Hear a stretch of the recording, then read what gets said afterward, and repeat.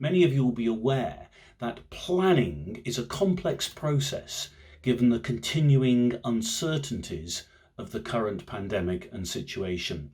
And it won't surprise you to know that there are certain things we need to plan as an organisation that are proving complex and challenging at this time. So in particular, I would love you to pray for two things. First of all, for the decisions we have to make about schools' ventures from now through to the summer of 2021.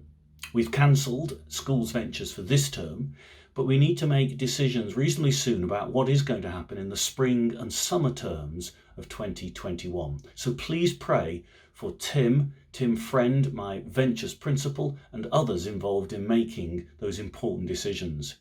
Secondly, with regard to leadership, you may have noticed that our Leadership in Lockdown webinars were very popular.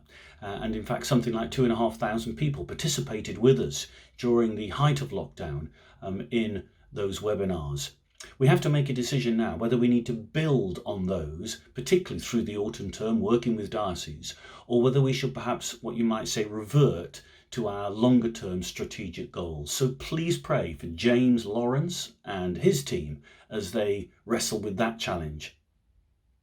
James writes this: if any of you lacks wisdom, he or she should seek God, should ask God, and he will grant that wisdom.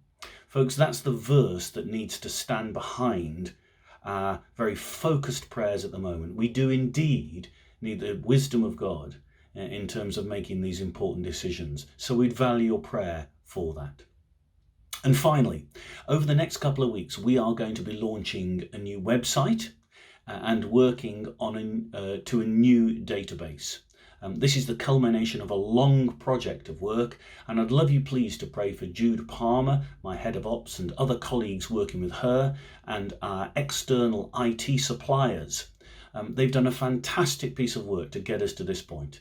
But those of you who know anything about IT and systems will know that the transition from one system to another is a major operation. So please pray that this goes smoothly, without glitches, and that when we're live with this new website at some point during the next few weeks, it will be something that serves and helps the ministry of CPAS.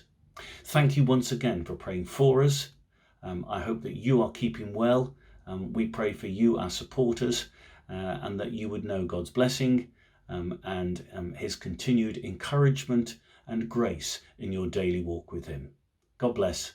Take care.